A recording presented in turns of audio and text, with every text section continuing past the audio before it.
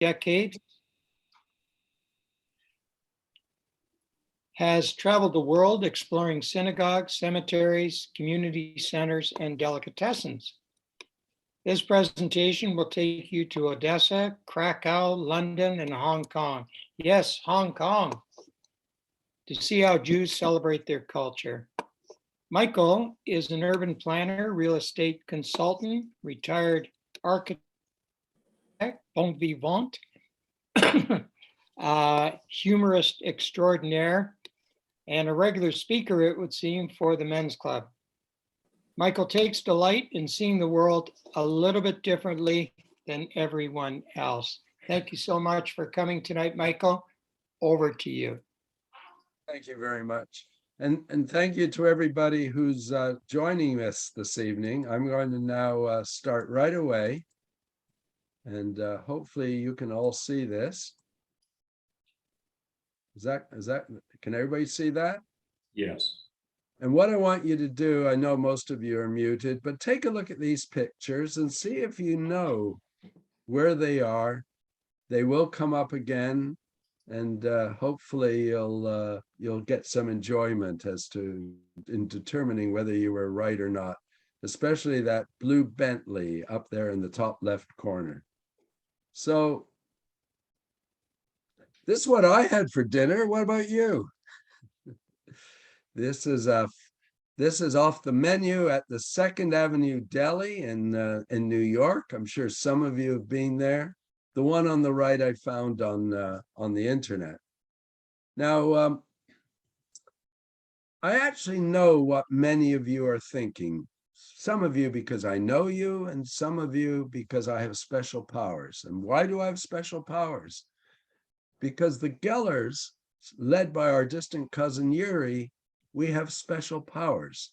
Unfortunately, our special powers haven't worked that well when it comes to picking stock market tips lately. But one of the things we can do is read minds. And don't worry, I know you're wondering, but although that lox sandwich on the left looks good and the platter on the right, I'm not going to show you just pictures of meals or pictures of delis, although I know some of you are saying, oh, I haven't been there for years. And yes, that's Walensky's in Montreal. And of course, when you think of delis in Montreal, you have to think of the Schwartz's Deli. And for those of you who are not aware and miss Schwartz's smoked meat, you can buy it at Costco in Richmond in little packages. I know I do tend to go on too long, but tonight I have a clock in front of me and I know exactly at what time I'm supposed to be in Krakow. So hopefully this is all going to work reasonably well. Look, I know that I'm not the only one who's been incredibly depressed in the last 3 to 4 weeks, listening and to some degree watching what's been going on in the Ukraine. But I am going to tell you about my 2 trips to Odessa, because like no doubt some of you, my family's origins are supposedly from Odessa. And I say supposedly because I think we were probably from a shtetl somewhere on the outskirts of the city. And in 1994, my father and our family, we used to take cruises, and we were trying to decide where to cruise with the kids one Friday night. And I discovered that you could take a cruise through the Black Sea to Yalta and to Odessa. It went to Venice and Istanbul and other cities. And I suspect some of you have been on it. And we joked about the fact because every time I met someone named Geller, often their families came from Odessa. And I told Herb Auerbach, why are you going? He said, I said, we're going to see how many Gellers there are in the Odessa telephone directory. He said, surely you're going to see if there is an Odessa telephone directory. But I happened to mention this to a friend who worked at City Hall, and she said, well, you know, Odessa is Vancouver's sister city. It's our 50th anniversary. I'm sure Philip would be happy to write a letter to the mayor, and he did. And interestingly, at the time, Odessa had just elected a Jewish mayor. And I won't go into it now, but it was called the Jewish city. I mean, at one time, there were almost 500,000 Jewish people living in Odessa. Anyway, I had a letter of introduction. I told everybody on the cruise ship, when we arrive at Odessa, there'll either be a big black limousine waiting to take us to City Hall, or there won't be. And there wasn't, but we hooked up with a couple from LA who were also exploring their family roots. And the first stop, we went off with their driver and translator to what was then, at the time, the only operational synagogue. This is the only operational synagogue. And as you can see, it was just in terrible, terrible condition. Meanwhile, we had just come from all these wonderful cities, visiting beautiful churches and other religious places on the cruise. And they invited my father and I, they saw us at the back and they invited us up for an aliyah. And I have to tell you, it was one of the most memorable moments of my life. Both of us tried to find cemeteries where we might find family representatives. We couldn't.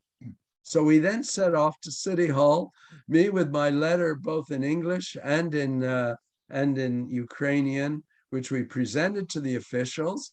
And sure enough, we were taken up to the mayor's office. Unfortunately, Mayor Gervitz was in Kiev, but the deputy mayor greeted us. And I don't speak a word of Ukrainian. He didn't speak a word of English, but we both spoke French, and my father spoke French.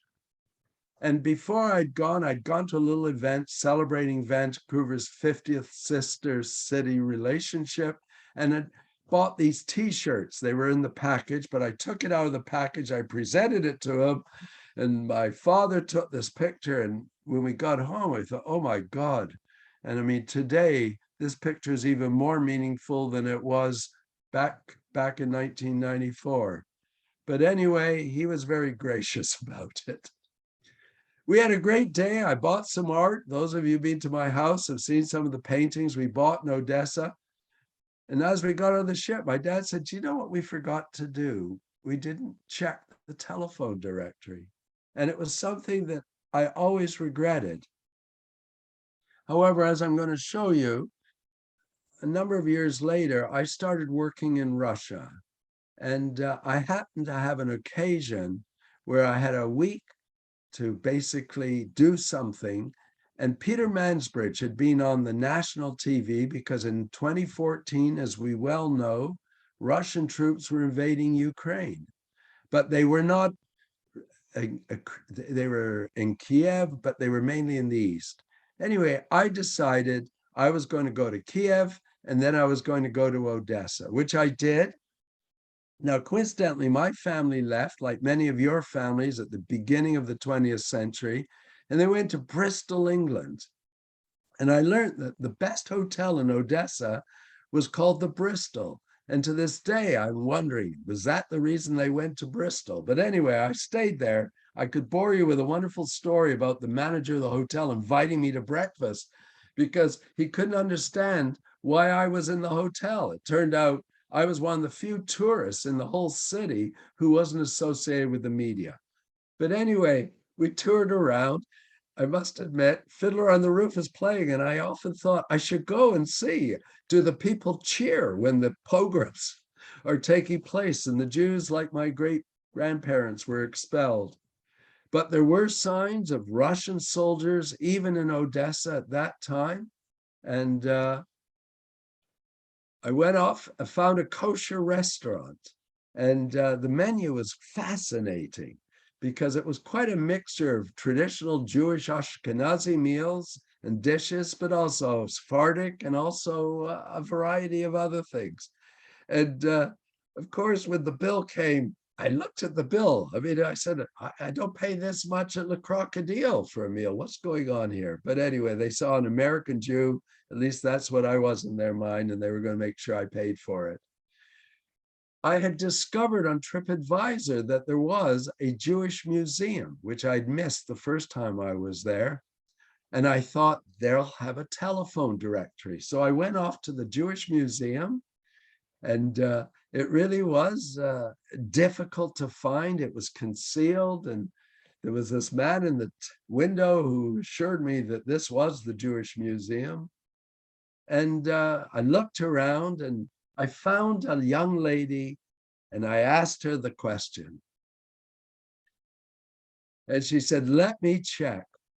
Now, some of you are going to wonder, how would I know? What does the name Geller look like in Ukrainian? Well, I knew because I had been working in Russia and I had a name tag. So I compared my name tag to the directory, and sure enough, there were a number of Gellers. In fact, there were about 20 Gellers in this telephone directory, presumably from the 30s or the 40s. And afterwards, I went on TripAdvisor, which I have often used, and posted a comment about how wonderful it was to discover a Jewish museum and to meet this wonderful lady who had helped me. And what was quite interesting was eventually I happened to check, and sure enough, my post had appeared on the Ukrainian TripAdvisor website, and I see Mitch Groper is about to join us, so I look forward to welcoming Mitch. Anyway, we'll go to a different time zone. Some of you may know that I wound up my business in '99 and went up to Simon Fraser University, and I took a job there to try and build a new town. And at the end of 7 years, Sally and I fulfilled a lifetime dream to go around the world.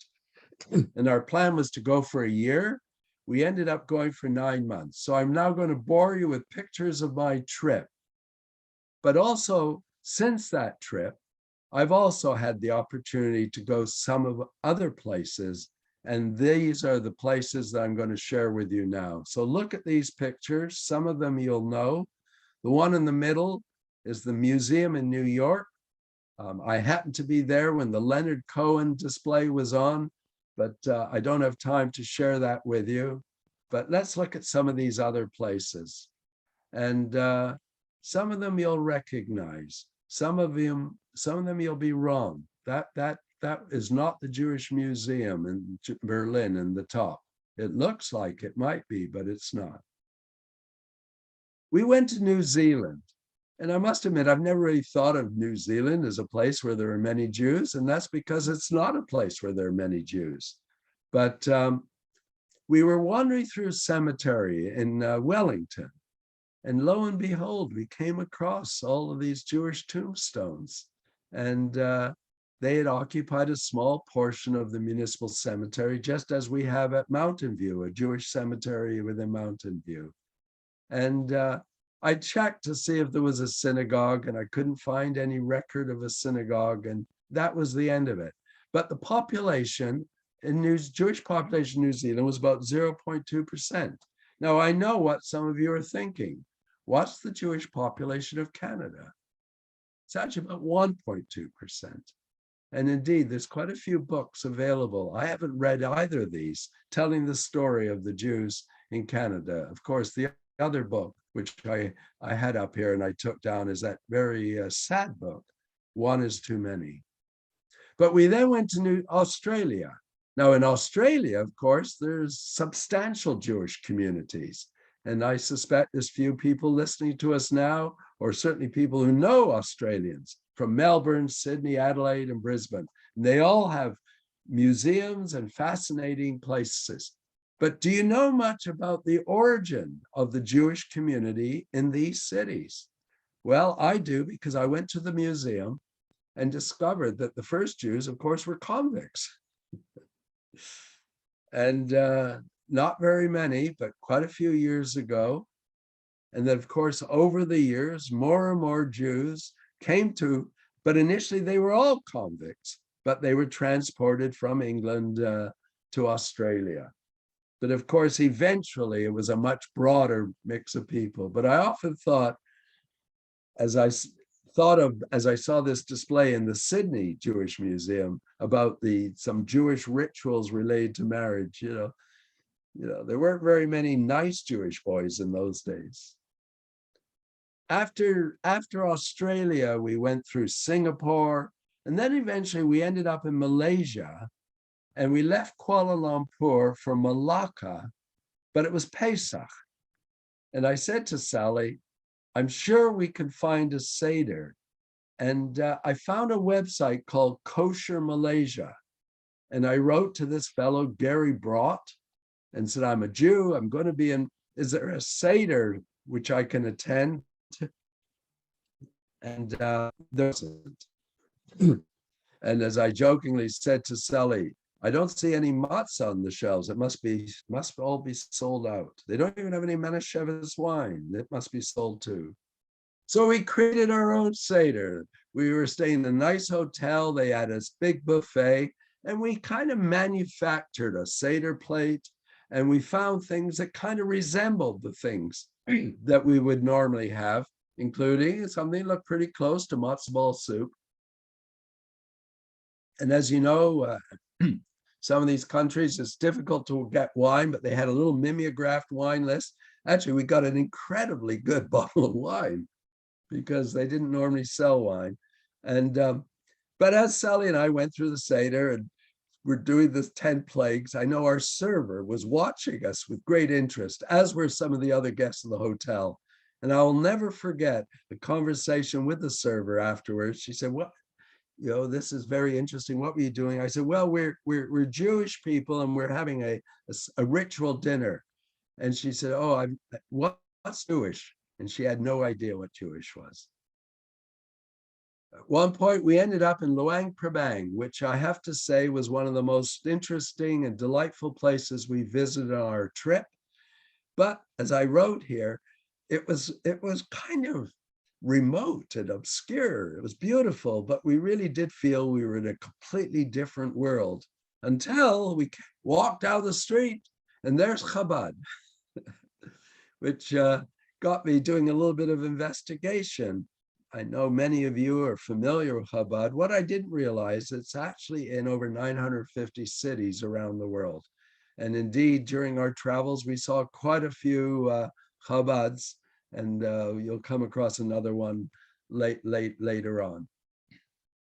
We went to Hong Kong, and there's some wonderful Jewish jokes, right, about Jewish people in China and Hong Kong, which we can talk about afterwards. But I love the fact that the Jewish cemetery is in a part of Hong Kong called Happy Valley. And then I discovered there was a Jewish deli, because every city I go to, I try to find out if there's a deli in addition to a shul and a museum. Is there a deli? And I found a deli. It's called the Shalom Grill. And we found it. It was near a bus station. We opened the menu, and of course the menu is in Chinese and English, and it was kind of an exotic looking menu. And as I said to Sally, we're not in New York, but as you looked around the restaurant, we could have been in New York. And indeed, it was a special experience. We went to the island of Rhodes, and I didn't know anything about Rhodes, to be honest, other than it was a very historic place. And in the Knights of the Round Table or Columbus, whatever, it's a very historic place. But it's also a historic place for the Jews, because one of the oldest synagogues in the world is in Rhodes. And we came across the synagogue and the plaque. It was Shabbos. It was closed. And purely by chance, a group of American tourists were just coming out. And we snuck in and spoke to someone and said, "Can we look inside?" And they took us inside. And it really was quite a marvelous looking synagogue. And if you look at the floor, you'll see these floor patterns reproduced in some of the other synagogues we went to. But what was two things that were fascinating. One was the Sefer Torah.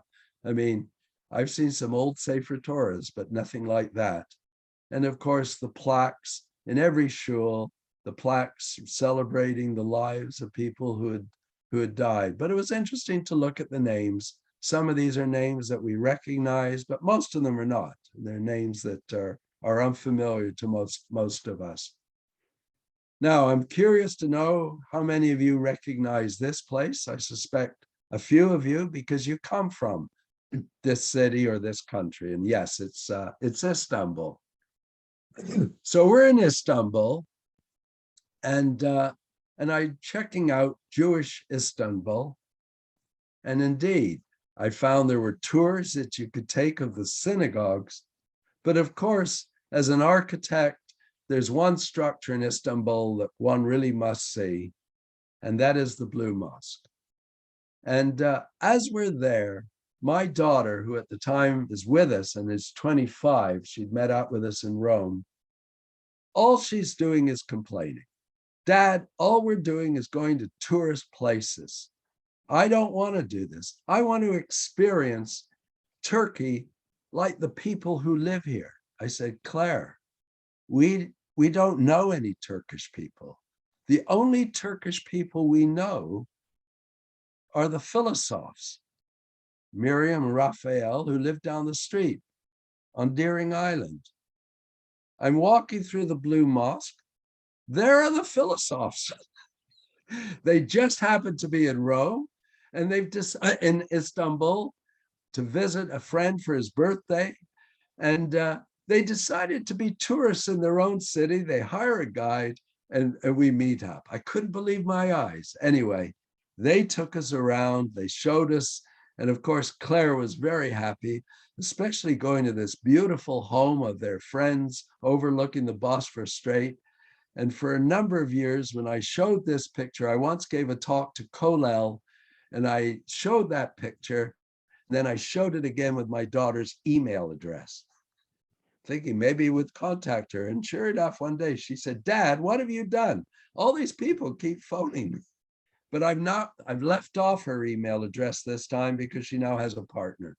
So from there, we went to Bulgaria. Now, I heard different stories about Bulgaria and the fact that the Bulgarians were much more accommodating to the extent they did not send off the Jews. And some of you may know more about this than I do.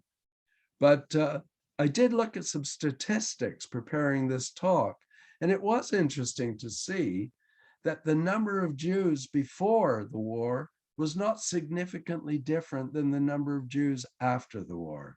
Although today, I read most Bulgarian Jews have left Bulgaria and are in Israel. And in Bulgaria, they have these wonderful churches, like so many European cities, but they also have a wonderful synagogue. In fact, I read it's the largest Sephardic synagogue in all of Europe, seating 1170 people. That's a congregants. That's a large synagogue. So, often you go to these and you wonder, can you get in? And every door you try, it's locked. And you're about to give up. And eventually I found a door that was open. And I go inside, and this is what I saw. And it really was quite beautiful. And we wandered around, and lo and behold, we find the women's auxiliary shop, and there's a lady there. And I look at all these kippas, and I collect kippas. So I bought the purple one, and I still wear it. And of course, every time I wear it, I remember this shul and this experience. Some of you I know have been to Dubrovnik. It's quite an amazing city with tremendous history and a tremendous Jewish history. And indeed, you can take tours of what they call the Jewish Quarter, the old Jewish Quarter, and Chabad has organization, strong organization there. And so we decided in this case to actually sign up for one of the tours. And they took us around, and it was so interesting to wander down the street, and there you see the synagogue, and we went inside. Now, they asked us not to take pictures, and I respected that, but I did find a couple of photographs on the website that I've included here of this very, very old synagogue. And it's interesting to look at all the different lights on the picture on the right, and take a look at that, because you're going to see something like that again later on. So we went to Slovakia, and we went into the tourist office, and they had all the guidebooks in all kinds of languages.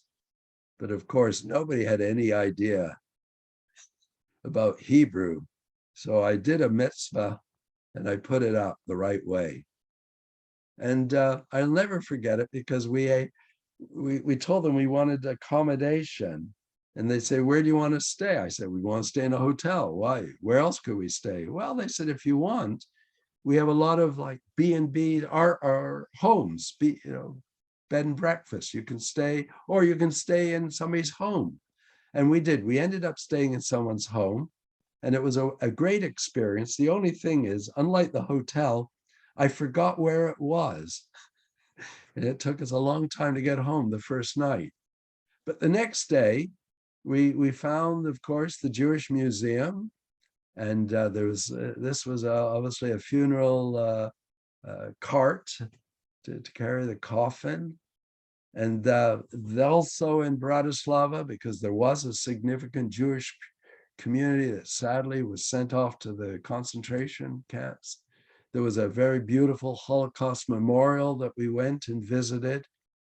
But after that, I had read online that there was a Jewish hotel and restaurant. So we went there, the David Hotel, Chez David Hotel. And they did something there that I have never experienced before or since. With the menu, they brought us a sheet of Jewish jokes. And in fact, you can see I Googled as part of this talk, Chez David Jewish jokes. I couldn't find anything.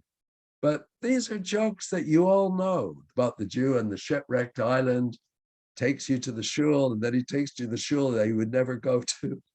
And the wonderful one about Rabinovich, who sits down and orders a glass of tea every day and orders a copy of Pravda. And the waiter says, I'll bring you the tea, but I can't bring you the Pravda.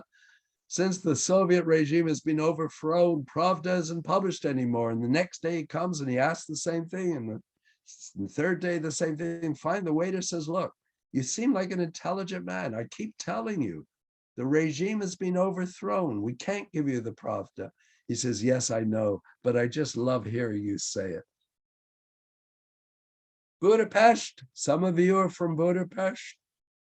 Often I'm asked when they hear my name Geller, are we from Hungary? That's because the Gellert name is well known, but we're not related to Gellert because Gellert was the saint who introduced Christianity to Hungary. But when we checked into this hotel, of course, they upgraded us. And the next day, the manager stopped me in the lobby and handed me a piece of paper. And this is what it was. The company newspaper was called The Geller. And those of you who could speak Hungarian, perhaps, or read Hungarian, can explain all this to me. But of course, there's a marvelous, marvelous synagogue in Budapest that fortunately was not destroyed. And we went inside, and I took some pictures, but they're not very good. But this is a picture that I found on the internet. I mean, that really is quite a shul. And again, it is representative of the Jewish life in Budapest, where it was significant. And indeed, we found a museum. We found this Holocaust memorial, which is one of the most beautiful ones I've ever seen, the tree of life, the willows, where, of course, sadly, every leaf of this tree is a family, an individual who was killed. And there's the museum. And of course, they've got a Seder table set up from possessions, things that were taken from the Jews, and a map of the former ghetto. But there is a certain new spirit there. And there was a shop selling mezuzahs, including car mezuzahs. So I did buy a car mezuzah. How many of you have mezuzahs in your car door? I haven't installed mine yet, but I have it still. From there, we went to Prague. And again, another city with an incredible history, Jewish history. On the left, what's considered by many to be the oldest synagogue in Europe. There's some debate. And on the right, this one, I mean, what a marvelous looking building, colorful. I didn't go inside either of them, unfortunately, but we did go to the cemetery. And as some of you know, the cemetery in Prague is significant because it was of limited size. And over the years, they simply would add layers. And indeed, as it says, In some places, 12 layers have been added over the centuries. From Prague, we went to Poland. Now, I must admit, I didn't want to go to Poland, given its history, but I worked with a Polish architect who said, look, if for no other reason, you should go to Poland and see Warsaw and see Krakow, because they are beautiful cities. They've been rebuilt. And purely by chance, we stayed in a hotel that overlooked this square on the left. And some of you will know the story. This is a, if you like, public art installation. It's a Holocaust memorial, because this is the square where the Jews were seated before they were sent off. Indeed, there are a number of memorials around Krakow. There's also this Jewish museum, which is I pulled this off the internet. I must admit, I learned a lot just preparing this talk. I had the photos, but I didn't have all the history. But it was created to celebrate the richness of the Jewish history and culture. But the tragedy, of course, is the Jews were all murdered. Polish Jews were expelled, murdered. There's really not a lot of Jewish Yiddishkeit in Poland to the extent of Jewish people. But there is this synagogue that's been preserved.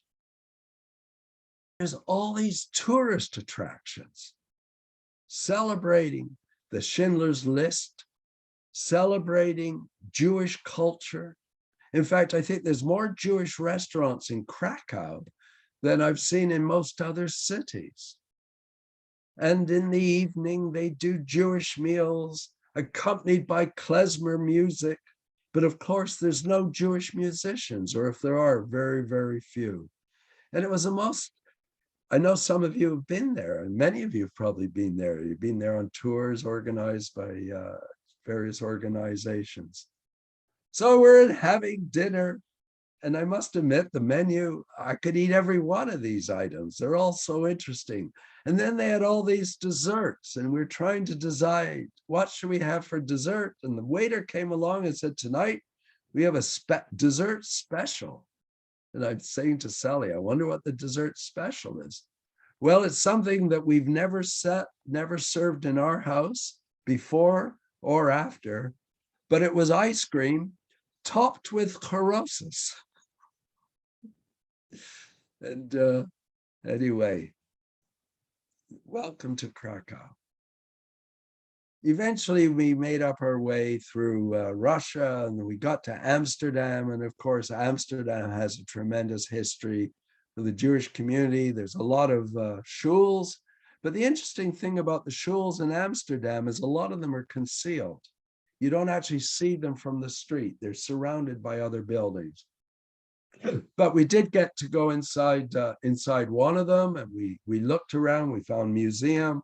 I found this wonderful painting in a museum, which I'd never seen before, painted by Rembrandt. From Amsterdam, we decided to go to South America. Now, life is a series of stories. I will never forget one week, Shalom Vancouver called me and said, there's an engineer from Sao Paulo who's in Vancouver with his family because he's thinking about possibly emigrating to Vancouver. Could you show him around and talk to him about job opportunities? And I did. He was a wonderful fellow, and his family came to our house for Shabbos dinner. And he said, if you're ever in Sao Paulo, look us up. And I thought, what are the odds of us being in Sao Paulo? Well, we went to Sao Paulo. Oh, so I forgot to tell you this. We wanted to see the Anne Frank's house, but there was such a lineup, we didn't. Anyway, from here, we went to Sao Paulo. Now you know what's coming. We go to Sao Paulo, and we meet up with him, and he says, there's an Anne Frank exhibit in the library. And Sally said, we'd love to see it. We tried to see it in Amsterdam, and it was too long a lineup. So sure enough, in the main library, this beautiful building in Sao Paulo, there's this exhibit, because of course, Sao Paulo had a substantial and still does have a substantial Jewish community. And this wonderful fellow, who I'm still in touch with, showed us around. and gave us some of the sites. And one of the places he took us to was the Sao Paulo Jewish Community Center. And I have to tell you, the security there was so tight, it was almost harder to get into the Jewish Community Center than it was to get into Brazil, because for obvious reasons, as you know, they've had a lot of problems with bombing and so forth. But what a Jewish community center. These were some of the swimming pools. Beautiful. They had this wonderful bookstore and all these magazines, including a lot of Jewish magazines in the community center. There was a synagogue. But what was also interesting was they had a sushi restaurant. Now you're going to say, do they serve a Carousel roll? What rolls do they serve in the sushi restaurant in Sao Paulo? Well, of course, they serve the Hebraica roll. Actually, that's the assortment. And we were fascinated by this. But there was something even more interesting than having a sushi restaurant. They had a McDonald's. And I said, really? You're kosher place and you got McDonald's? It's trafe. No, he said, take a look at the menu. They only serve ice cream and desserts. I'd like to take you back to Europe. We've traveled quite a bit through Europe, and we were in France. And I happened to read on the internet that we were in a town which had a historic synagogue. Indeed, it was considered the oldest synagogue in France, dating back to 1367. So we went and looked at it. Indeed, it was really quite a magnificent looking shul. And I'd be interested if any of you have ever been to this. But now we will go to some other places in Europe that I know you have been to. Many of you, like my family moved from Odessa to England, and some went to London. So I happened to be in London a few years ago and decided to check out the Jewish Museum in London. And it's quite marvelous. And I brought back this book, which I gave to David Herman, who's next door, who of course is from London. But the museum, if you are in London, it tells a wonderful story of the Jews with this map. And again, like so many Jewish museums around the world, it's there to make Jewish people comfortable, but it's also there to educate non-Jews about the history of the Jewish people. So this one had a whole display, which was of interest to everybody. And then different artifacts over the years, including this wonderful Union banner. And then displays throughout, helping people to understand and see Jewish artifacts, celebration of different holidays and Shabbat and so forth, all beautifully presented. And I have a lot more pictures I could show you, but I didn't have time. But I did want to show you, when I was in the bookstore, they had a special exhibit about Amy Winehouse, a very tragic story about Amy, at least from my perspective. A wonderful performer with a father who, anyway, but it was interesting to see this. I suspect many of you have been to the Jewish Museum in Berlin. This was the original building. And of course, there's the new edition by Daniel Libeskind. And if you ask me, is it true that Daniel Libeskind and I worked together? Yes, it's true. We worked together in Toronto at Irving Grossman's office. And is it true that I was let go because Irving Grossman was confident I could find a job somewhere else when he'd lost a lot of work, but it would be more difficult for Daniel to find a job? That's true as well. And in fact, Daniel left Irving. He couldn't find a job. He went and taught at a university for 7 years in the middle of nowhere, and then submitted an entry for this German museum competition, and he won it. And this really is quite a museum in terms of the provocations of the displays. Of course, a bookshop, which has some wonderful books. And if you haven't read In the Garden of Beasts, I highly recommend it, especially today. A rabbi is asked, why Jews answer a question with a question? Why not? He replies. This was interesting. People were invited to indicate, using tokens, what qualities they thought were most appropriate for Jewish people. Are we good at sports? Are we intelligent? Are we influential? Well, according to this, we're intelligent and we're very good at business. But another display, who's Jewish, who's not Jewish. This is quite fascinating.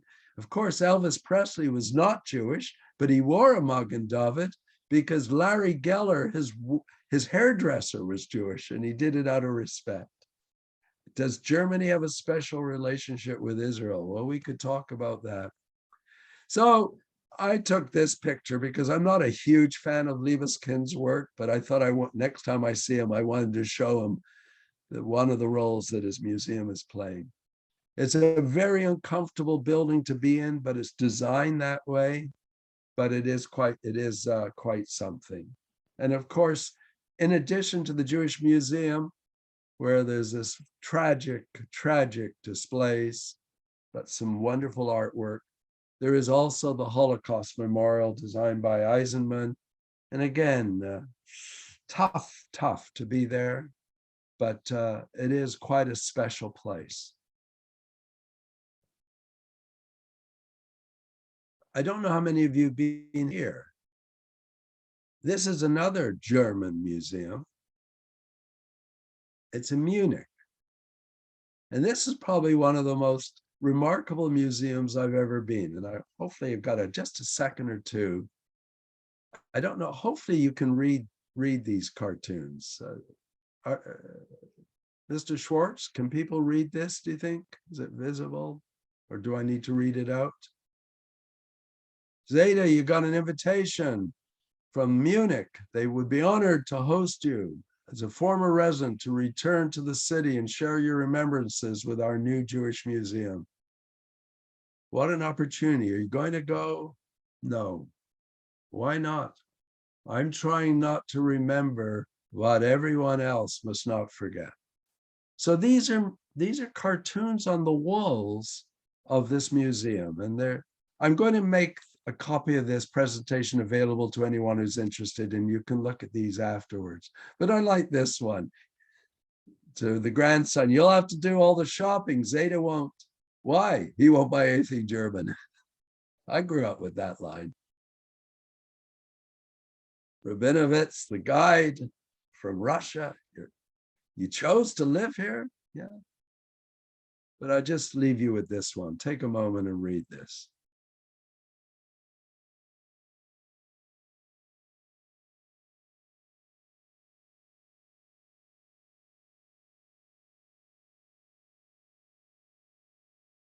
Anyway, it was quite a powerful museum. On another trip, I went with some good friends, Carol and Richard Henricus. And those of you know Richard know he's a wonderful architect with a profound interest in genealogy. He has studied his family and charted his history back to about the 15th century. And so when we traveled around different cities, he was interested in going to cemeteries looking for the Henricuses who had been in Europe and then eventually ended up in Jamaica, of all places. We went with Richard and Carol to Denmark, and in Copenhagen, we found the Jewish Museum, which again, designed by Liebeskind with all these angles. But I knew very little about the history of the Jews in Copenhagen, but there were some very, very good displays, including a video that told the story of the Jews in Europe and how, in fact, Jews were often encouraged to settle because they were considered to be good at business and they could help with business connections around the world. On a different trip, about 5 years ago, we were in Rome. And of course, Rome has a tremendous history. Many of you, I'm sure, have seen the Garden of the Uffizi Continus, one of the most beautiful, wonderful movies I've ever seen. Anyway, I went to the ghetto. I went to the shul. It was closed. It was Yom Tov. But I saw the restaurants. and many of them were closed, but a couple of them were open.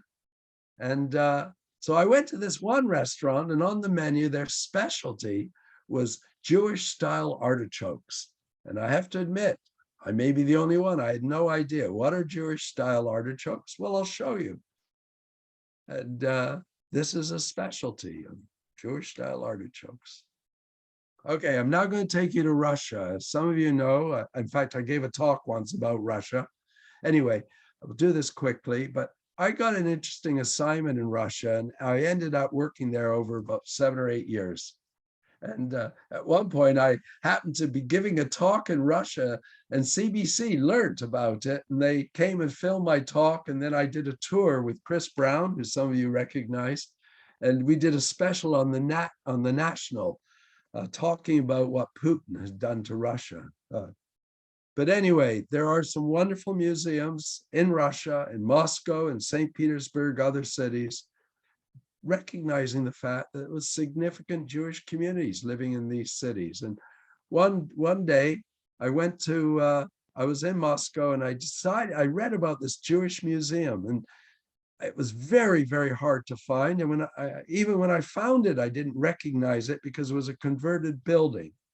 But inside, there were some very impressive displays telling the story of the Jewish history of the Jewish communities in Russia, using these very impressive looking sculptures and so forth. St. Petersburg, I suspect some of you have been to St. Petersburg. And of course, St. Petersburg has a magnificent synagogue. And again, as you look at it, it looks a lot like the synagogue in Budapest. And indeed, at first glance, you would not even think it's a synagogue. And when I was telling somebody I was giving this talk, they said how synagogues often take on the appearance of the city and the culture in which they're located. But this one is really quite magnificent inside. And in the shop there, they were selling, you could buy a kippah with St. Petersburg Synagogue. I didn't buy one, but if any of you want one day I will be back to St. Petersburg, not just yet. But I was surprised to see outside the synagogue, they've mounted this Wailing Wall. And across from the Wailing Wall, there's a Jewish restaurant. And of course, I went into the Jewish restaurant, and it was very, very fancy. It was very, very nice. And I just out of interest checked to the menu to see, given what's happened to the ruble. And as you can see, these days, if you're there, you could eat very, very well for very, very little money. I mean, when I was there, it was 4 times that. The bowl of soup was about $14, not $3.50. I got an assignment in a place called Rostov-on-Don. And I asked my guides, would they take me to the Jewish synagogue and museum, and they did. And there's the synagogue. And again, some of you may have had family. I did another assignment in Kazan. And when I was in Kazan and somebody heard I was Jewish, they said, oh, I want to take you to something that's very interesting. It's the Temple of all religions. There was a philanthropist there who got the idea we need to bring all the religions of the world together. And he built this structure which celebrates all the different Jewish facilities, including a synagogue built within the complex. I also found this other synagogue, which was built in 1915, and on its 100th anniversary was restored. And some of you will recognize what we call Art Nouveau detailing, but really quite magnificent. And again, just doing a little bit of research for the talk, the picture on the left is mine, but on the right, I found a little bit about the Jewish community. And it was virtually nothing because of religion, religion was not tolerated. But today it's starting to flourish. And they said there's now tens of thousands of people who identify as Jews living in Kazan. So now I'm tragically going to take you to Kiev. And this is the shul in Kiev. No doubt the president's Bentley parked outside. How do I know it's the president's Bentley? Because he got double high license plate. And I can't help but wonder what's happened to these people that I met there. But Kiev had a thriving Jewish community, and even when I was there 8 years ago, it was quite thriving. And indeed, I didn't buy this kippah. At the time, it was $250. In today's exchange, it's $414. And God knows what's happened to these people. On another trip, 3-4 years ago, I happened to have a week to kill, so to speak, and it was Yom Kippur. I'd gone just after Rosh Hashanah, and I couldn't decide whether to go to Azerbaijan, where I'd always wanted to go, or Georgia. And I learned about the mountain Jews in Azerbaijan. Did you know there's a city in Azerbaijan where everybody is Jewish? And my only concern was that if my internet didn't work, I wouldn't be able to speak to anybody, especially if they didn't speak English. Anyway, I decided to go to Georgia instead. And of course, Georgia, one of the reasons I went to Georgia, as some of you know, I have a daughter named Georgia, and I thought I could buy her a t-shirt. So anyway, I went into Tbilisi, and I picked a hotel for the very first time in my life. I picked the hotel based on its proximity to the shul, because it was going to be Yom Kippur and Kol Nidre, and I could walk from the hotel to the Grand Synagogue, which was 7 minutes away. And I was inside the shul for Yom Kippur, and I did something I would not normally do, but I knew I would not be back, and I wanted to remember this experience. And I secretly took a photograph of the shul. That's my Tullis case. Some of you will recognize. Anyway, there was a break in the service, and a fellow wandered over to me.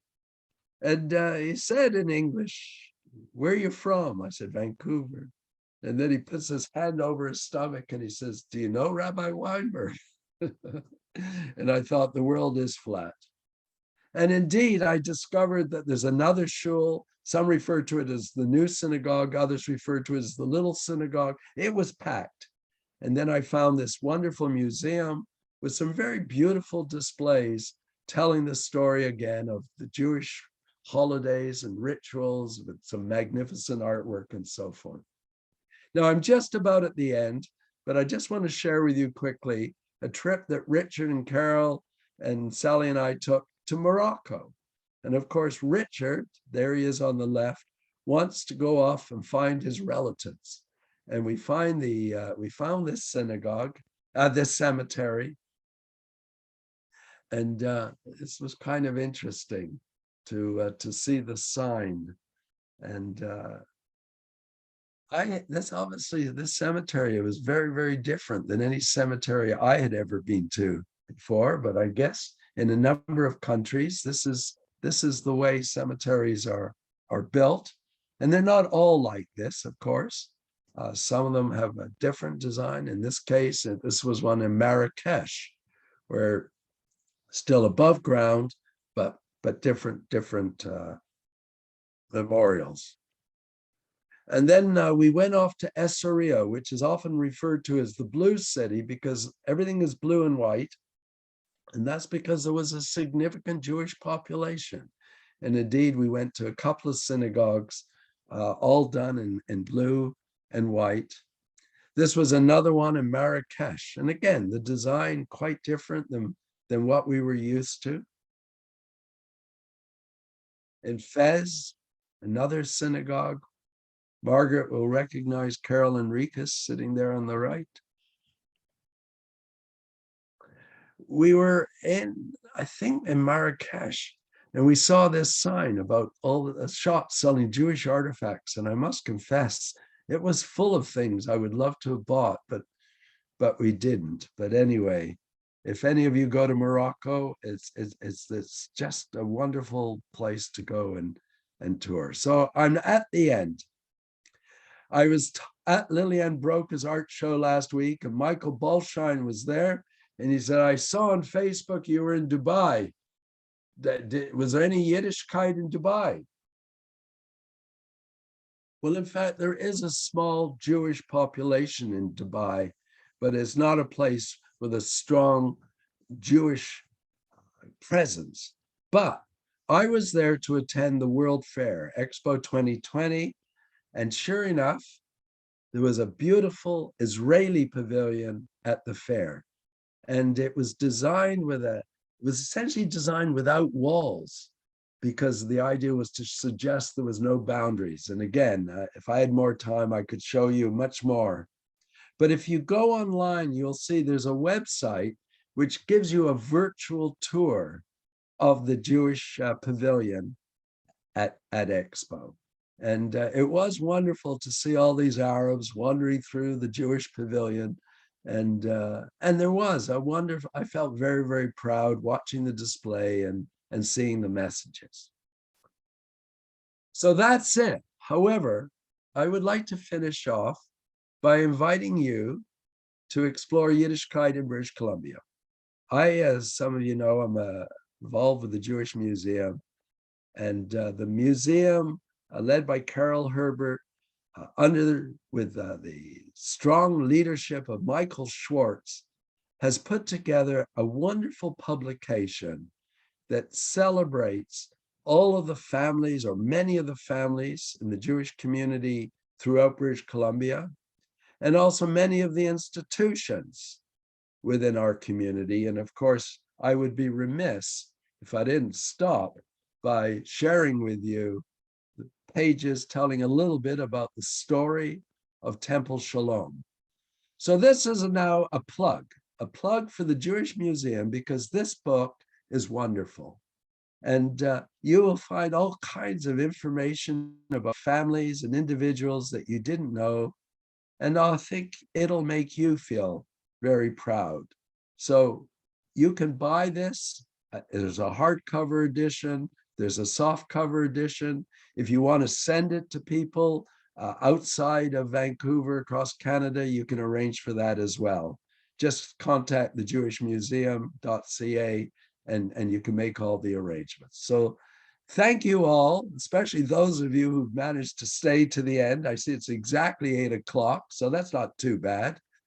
And I hope this little talk has inspired you, now that COVID is hopefully coming to a bit of an end, to take off and try and visit some of these countries and explore the synagogues and the cemeteries and the museums, and of course, the delis. So thank you very much. Over to you.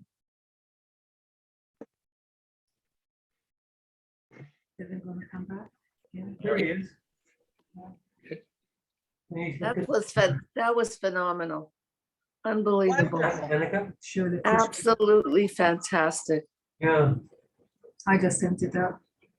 What did you say? I just said, what's a fabulous presentation. Thank you. Miss seeing Sweden. Yeah. You'll get that? Yeah, Yeah. everybody You gets should have it. mentioned me. Michael, you did great. Thank you so much. Always sure. You know? Well done, Michael. Yeah, I had a lot of chats with I'm him. not going to Look this. but I'm not going to hear it. It goes through. Shush. It was wonderful, Michael. Thank you. Thank you. No, I mean, you can obviously tell I've had a wonderful time getting to see some of these places and learning a bit about my community. But I think all of us have a certain fascination with our family history and the history of the Jewish people. And I won't pretend to be a terribly observant Jew, but I'm a proud Jew, and it is wonderful to go to these different places and connect. My only regret is that nobody in Malaysia invited me to a Seder. Yeah. So who here's family's roots are in Kiev and Odessa and other parts of the Ukraine, or Russia, as we often refer to it? The temple with the blue Bentley, by the way, that's the shul, in the main shul in Kiev. My late mother-in-law was from Odessa. That's all. Michael, my family on my dad's side, my dad came over when he was 4 years old, and they lived right beside the Dnieper River on the what is now the Ukrainian side.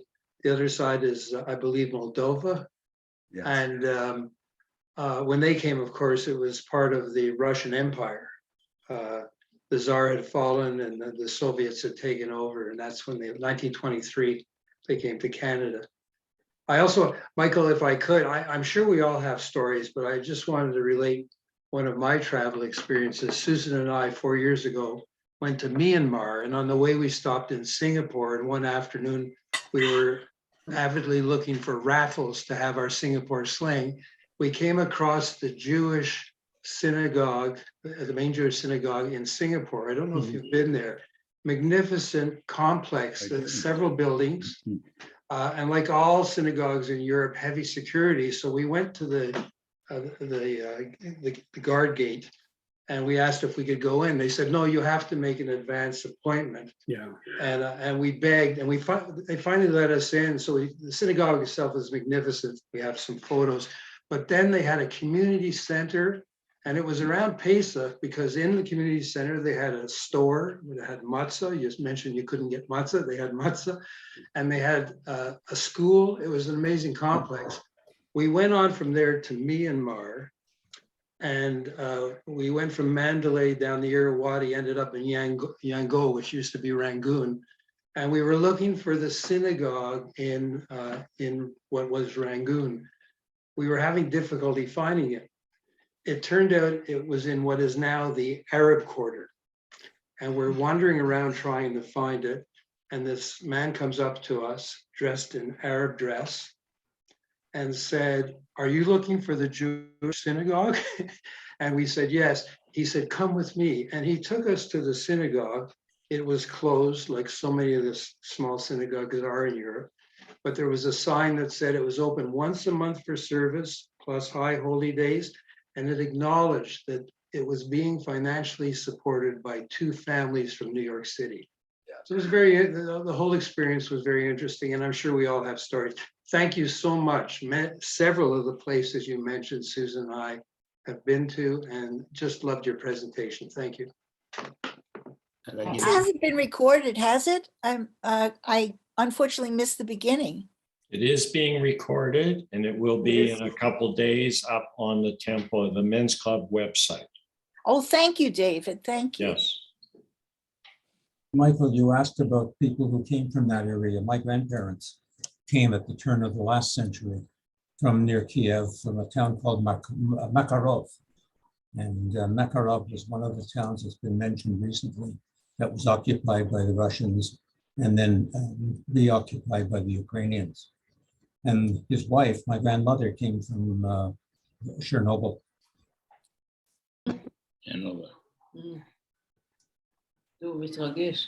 You know, every day I say a blessing of gratitude for their courage. So I was chatting to Peter Caulfield today. It's not a very Jewish name, but Peter is a Jewish fellow who writes occasionally for the Jewish Independent and a lot of trade. And he said to me, are you going to show any pictures of St. John, New Brunswick? And I said, you know, I've got all kinds of stuff that I had to leave out. But I said, how do you know about the Jewish community in St. John, New Brunswick? He said, well, I'm from there or nearby.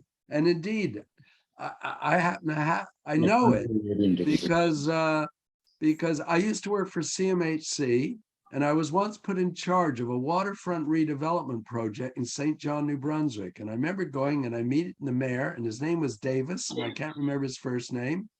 And he took a look at me and he said, 10D. I said, I beg your pardon. He said, 10D, that's your shoe size. I said, what are you talking about? He said, no, I used to be in the shoe business. Anyway, there is a Jewish museum. There's a shul. There was quite a good Jew. But what Peter mentioned, and I think it is a nice story, is he said he was there and there was actually a sign that pointed with an arrow to where the Jewish museum was. And he said, you know, in so many cities, we don't do that. You know, we don't want to draw attention. Right. And he thought how wonderful that at least in St. John, New Brunswick, you could proudly show. So that is there. Miriam? I think the Karlinsky family in the temple come from there. I see Miriam Freiberg's got. And we had a Jewish museum in Vancouver, and unfortunately we had to close it down because we couldn't afford the rent at the Jewish Community Center. I know, And I- it's a I keep saying tragedy. if I win the lotto, there'll be a new museum, but I'm not winning the lotto. Yeah. But that said, there is a Jewish museum. It's a virtual museum. It's not the same. I It's actually was virtual. going to use a picture. I have pictures of the opening. I happen to be, I think, president of the Jewish Community Center when the Jewish Museum opened. And I was one of the people who was keen to see it. I thought it was entirely appropriate. The museum should be in the community center. And you're right, it was a tragedy. Yeah. And it But was there is, do important. go on the Jewish Museum website because there is quite a lot I know. of information. And I would have there physical are, museum. Shirley Barnett has also played a role in helping us And store. Gary Everback and Yossi Gary- was. Yeah, They were the biggest, and the architect, Richard Henriquez designed Richard it. Enriquez. I Yeah. met with him, and he designed the thing for us. I won't tell you what we paid, but it was terribly reasonable. Yes. Yeah, I know Richard. He did a wonderful job. Miriam Freiberg, go ahead. Can I ask you please something? There was in Israel a guy of mind special things like bending a fork and some things like that. Are you connected to him or he to you? She's asking about Uri Geller, Michael, her internet. No, connection is a little no, fuzzy. I'm just, I am sure, I mean, if I could be crude, we're both a couple of bullshitters, so we must be related. Okay. Didn't remember his first name even. He is an interesting guy. There's no doubt about it. And my father was, I actually here behind me, I have a whole bookcase full of Jewish humor, Jewish books, and there's a number of them on Uri Geller because he was a showman. He was a showman, but he was a good one for a while. Yeah, I guess so. Thanks. It was great. It was very interesting. Thank you. Larry, over to you. Folks, first of all, Michael, you hit it out of the park as always. Thank you so much. I can have some private stuff. Michael, I'm so envious. I've done a just little go bit of private. traveling, my wife and I, but Really? nothing like you Really? have, Smoking. and very envious. Fantastic presentation as always. Now, a number of people have asked if Michael's, the recording of this presentation is to be found. And I just want to say that almost all the presentations, including Michael's tonight, can be found, as David And go on to the front. on the men's club section of the website, the Temple Sloan website. But also when our emails go out from the men's club, Um, Ja, Let me finish. folks, She came uh, to Vancouver. you're, okay, anyway, doesn't matter. No, No, You'll it does find it- matter. back You'll here. find it at the bottom of the Oh. emails under past events. Jewish. Ja, ja. And it's getting a little crazy here, so I'm going So, to, but it's a branch. I know, but it's not. the I'm going to thank everyone for coming tonight. Thank you, Michael. Fantastic as always. Stay safe, everyone. And hopefully we'll see But you not- on not- April not- 27th. Thanks, everyone. Good night. Good night, Thank you, Michael. Michael. Thank Thank you. you. Thanks again, Michael. And thank you all for your kind words. And thank you, Thank David. you. for It was giving me back wonderful. my I hope name. you do more of them. It was really wonderful. It Really really enjoyed was. It really was. Come Well, back, I'd like to just- know- come just- back, just- Michael. Before you go, I will tell you that I said to David and Larry asked me, would I be available to talk? And I said, yes. I said, in fact, I said, I just came back from Dubai and there's a fascinating World Fair. I mean, I saw things really are quite marvelous, how they're turning air into rain, all kinds of flying machines, every country. And I detected a lack of interest. I said, well, if that's not, how about Yiddishkeit around the world? Yes, they said. No, I think Dubai should be our next one. Yeah. Yeah, well, there is a Dubai one. I mean, look, when the speaker cancels at the last minute and you need a fill-in, I'll be more than pleased to come and we can chat I about that. suspect that Michael will be Love back to with see us. it. Love to see it. Anyways, great to see all of you, and especially those of you, as I said before, who've heard me before and still came back. We'll hear you next time as well. I see Mike Levitt has a hand up there. I don't know. It's my first time and I will be back. Thank you very much, all of you. Okay, good night. Good night, everybody.